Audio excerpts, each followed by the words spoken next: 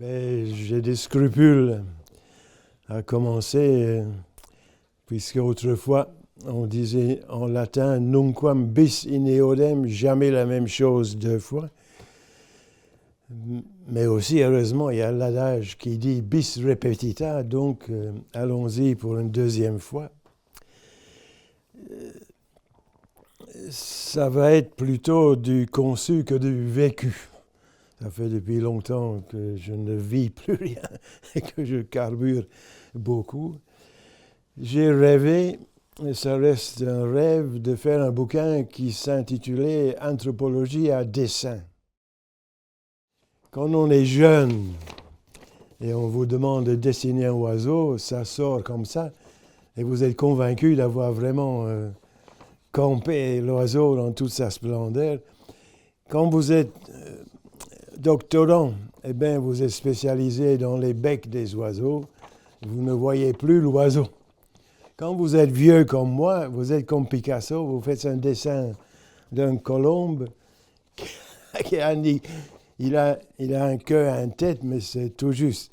Et nous, on trouve que c'est la quintessence. Mais peut-être pour ceux qui nous lisent, c'est d'une simplicité lamentable. Ce qui me frappe, si tu veux, par le plus grand des hasards, j'ai reçu récemment ces deux gros bouquins du fameux Spengler, Le déclin de l'Occident. Malheureusement, tous ces grands esprits de l'époque victorienne finissant sont maintenant coincés dans des clichés. Spengler, c'est le pessimisme à toute épreuve, c'est même déjà le fascisme hitlérien. Toynbee, c'est le défi, etc.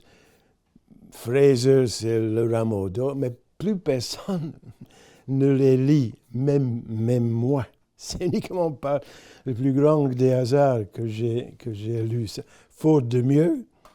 Mais je suis absolument sidéré à quel point, déjà à la veille de la Première Guerre mondiale, il avait, au niveau des grilles d'analyse, si vous voulez, ces grillades, ce qui résulte de ces grilles d'analyse, il y a parfois à laisser à apprendre, malgré une érudition encyclopédique, mais ces grilles d'analyse sont à 110% l'anticipation de notre anthropologie prospective, si vous voulez.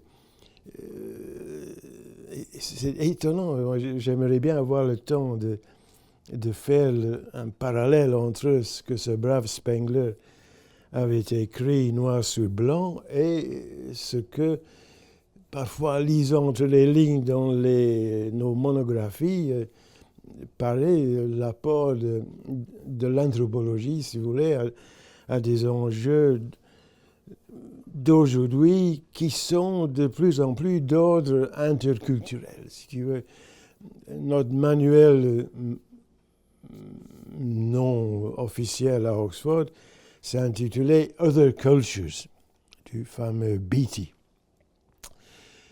Et j'ai l'impression qu'effectivement, ce brave bonhomme avait mis son doigt sur la quintessence de l'intentionnalité identitaire de l'anthropologie, à savoir l'inventaire d'une altérité irréductible. Parce que si ailleurs c'est le même, ça ne vaut pas la peine de risquer sa vie dans un chaudron cannibale ou les mâchoires d'un crocodile, si c'est uniquement la même. Ça veut dire s'ils sont nous en plus petits, en moins performants, autant rester chez soi. Et donc là, il avait effectivement mis son doigt sur l'identité du projet anthropologique en intitulant son bouquin Other Cultures, des cultures autres que les nôtres. Mais en même temps, comme la plupart des anthropologues, je crois, l'autre est quand même... Parce qu'il y va à la limite d'une certaine sauvetage de l'humain. Ça veut dire si l'autre est vraiment totalement irréductible à nous, eh bien, quid des droits humains? Et donc, il y a, même chez la plupart des anthropologues, cette idée d'une nature humaine. Tout est culturel, sauf l'essentiel. Ça veut dire qu'on est tous des humains. Moi, je dis absolument pas. Si l'essentiel, c'est le naturel, alors l'anthropologie n'a pas beaucoup de sens. On est dans l'écume culturelle, dans les variations de quelque chose d'absolument substantiellement identique. Alors moi, je tiens absolument à ce que les autres soient humains à 100%, mais qui ne sont pas humains dans le sens ontothéologique ou ontologique de cette nature humaine qui est une sorte d'illusion d'optique ontologique. Et c'est, mine de rien, un des fils conducteurs de ce brave Spengler, qui insiste beaucoup, si vous voulez, sur l'idée de culture en tant qu'un projet, ce qu'il appelle un projet primaire. C'est quelque chose, un one-off. Chaque culture est absolument unique, totalement irréductible à d'autres. Donc, d'un point de vue synchronique, si vous voulez, on peut faire un dessin qui serait ça. Donc, chaque configuration, le triangle, le carré et le cercle, sont autant de cultures. Et je crois que la plupart des anthropologues sont d'accord pour dire qu'effectivement, il y a des chevauchements à la périphérie, mais qu'il y a dans chaque culture un noyau identitaire qui fait qu'en fin de compte, il est irréductible, incompressible, absolument unique, si vous voulez.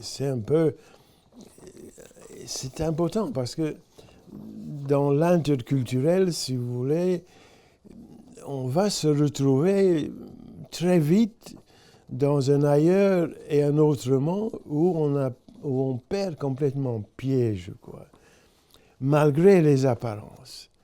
Moi, chez les Wakonongo, à première vue, c'était effectivement, comme je l'ai dit, c'était nous en plus petit, les maisons, ça ne se paye pas de mine.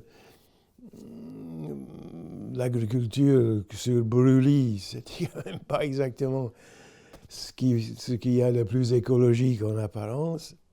Et donc, là, au début, je me suis senti chez moi. Ce n'est que petit à petit, si vous voulez, non pas en les interrogeant, mais en participant et en observant, que je me suis rendu compte qu'ils étaient effectivement foncièrement, fondamentalement, sur une autre planète mentale et morale que moi-même, malgré qu'ils avaient été tous convertis à un certain type de catholicisme romain. Donc, il y a nous, si vous voulez, il y a eux, et je crois que c'est important en anthropologie d'acter, si vous voulez, cette incompressibilité interculturelle.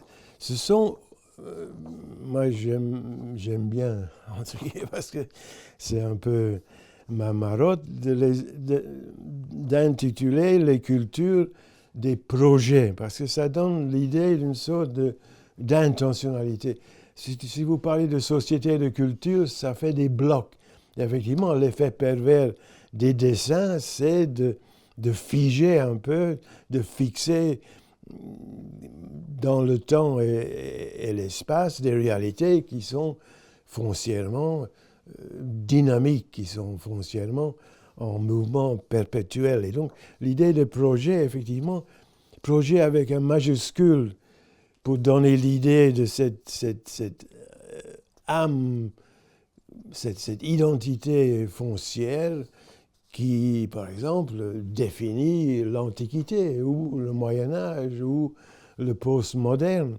Ce sont autant de projets. Chaque projet a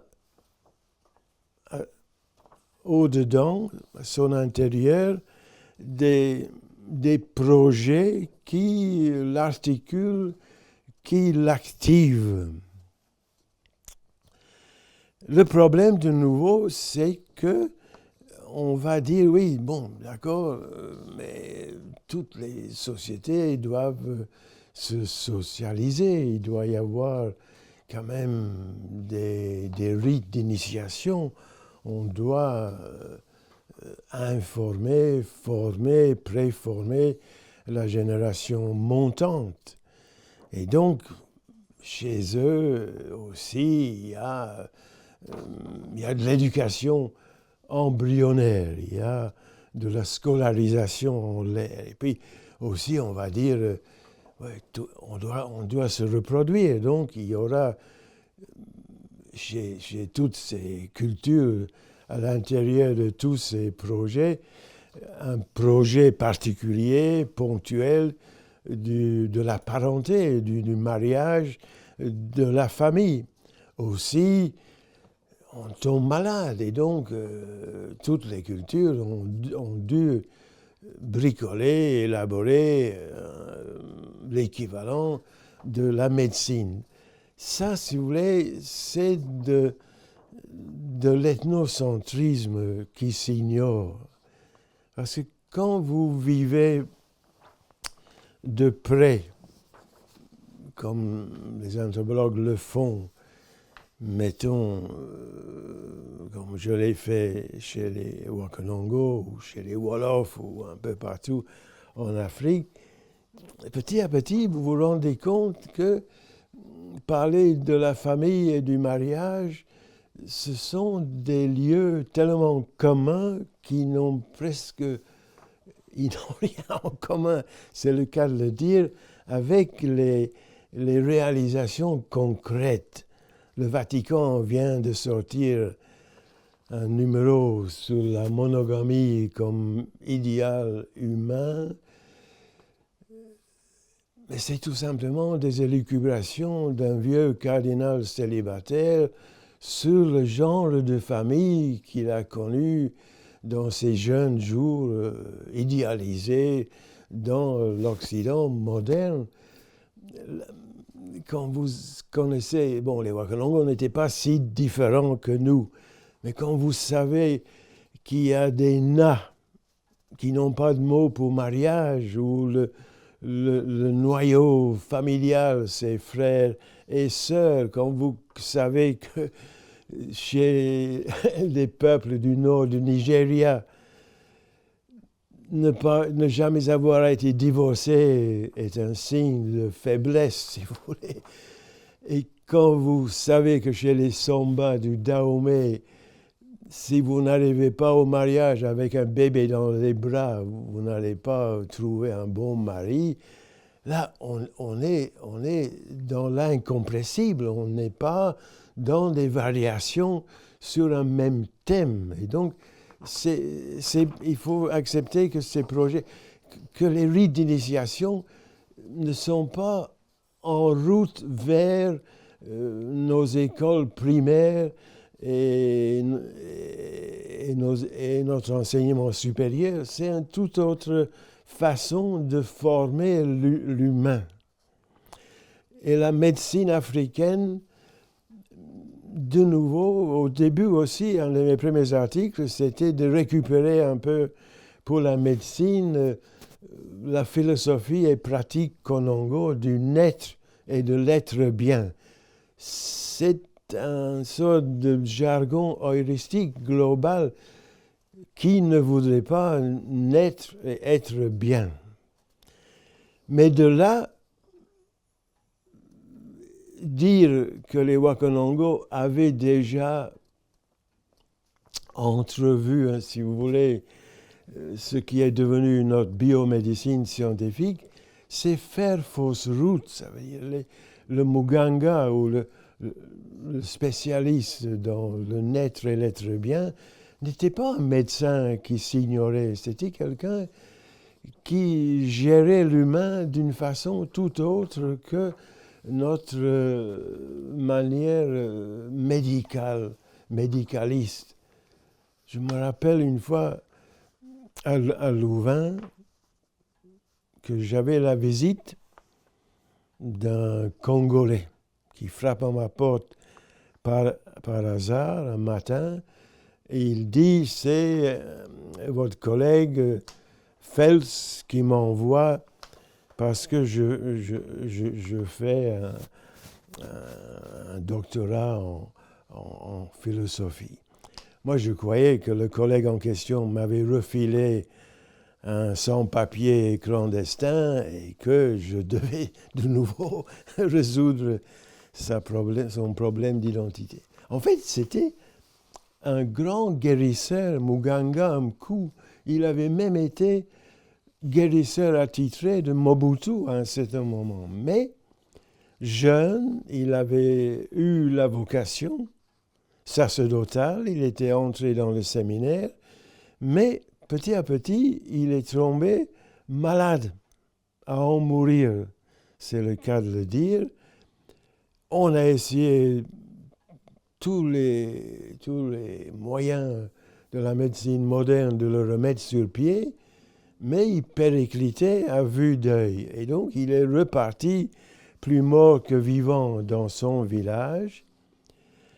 Et les aînés ont dit, écoute, vous devez reprendre l'écharpe de votre grand-père qui est mort il y a longtemps, mais en rêve, il nous est apparu en disant qu'il t'avait choisi pour prendre la relève comme Muganga, comme guérisseur.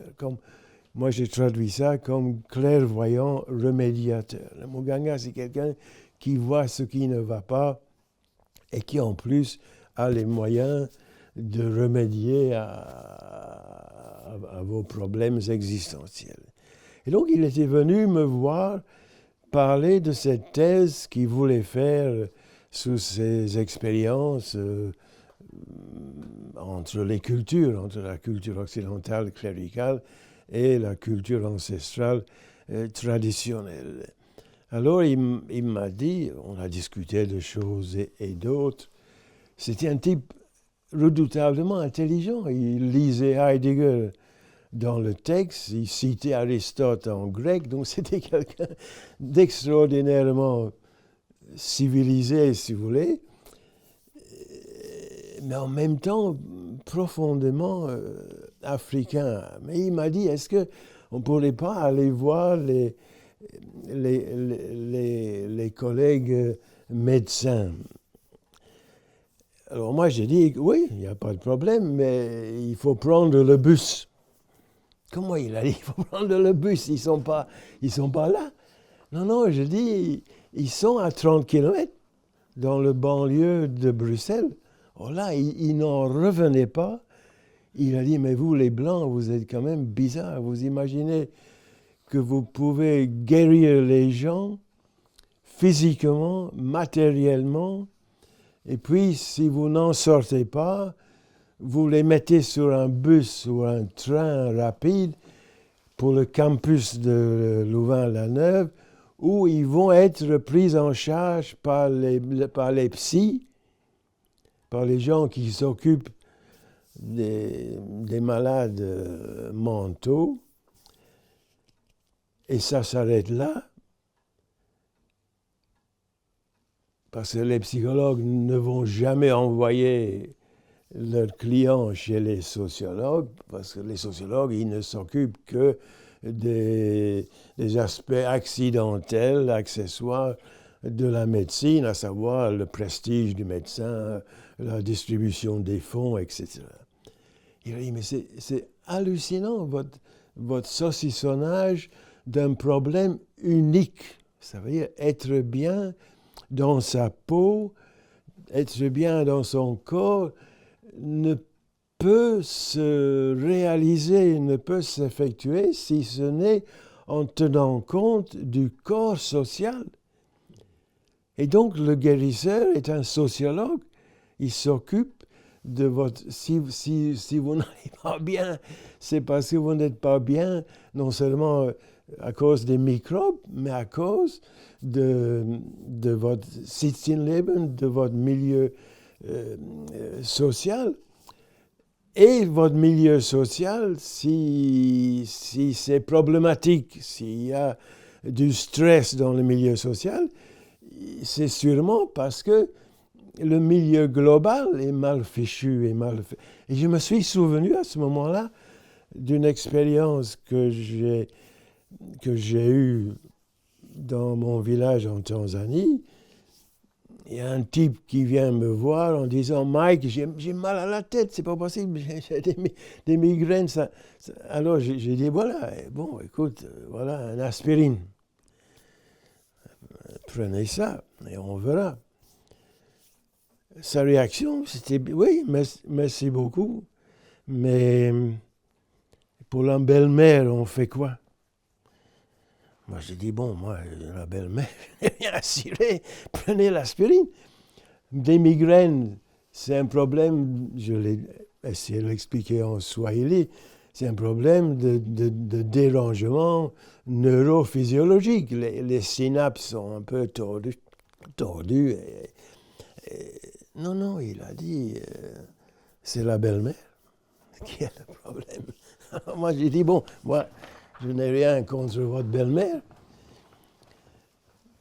Je ne suis pas spécialisé dans les belles-mères, parce que ce qu'il a insinué, c'est que je fasse un sort à sa belle-mère. Et donc, j'ai dit, on va appeler le Muganga, là, le copain à côté, et on va aller voir la belle-mère en question. Donc, on est allé chez cette brave vieille dame, veuve de son état, que je connaissais très bien, très sympa, très travailleuse. Elle bossait pour elle-même, elle était self-reliant, elle avait planté du maïs. Et on va chez elle, et le Muganga, la première chose qu'il dit, c'est « Achao chawewa, laisse tomber ta sorcellerie ». Moi, je dis, elle va exploser, la pauvre, elle n'y est pour rien.